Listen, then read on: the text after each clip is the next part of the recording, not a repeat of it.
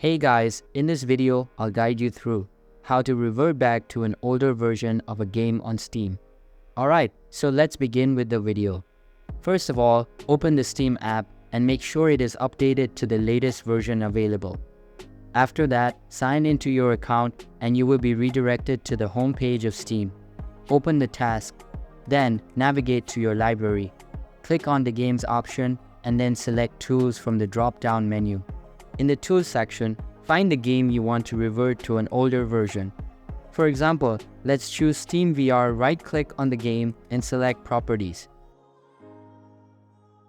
In the Properties window, click on the Betas tab.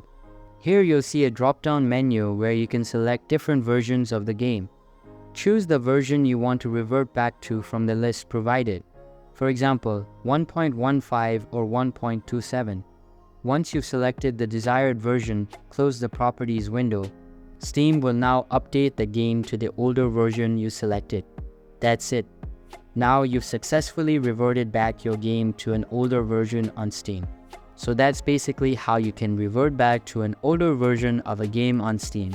So that's all for this video. If you find it helpful, consider subscribing and giving this big thumbs up, and I'll catch you in the next one. Thanks.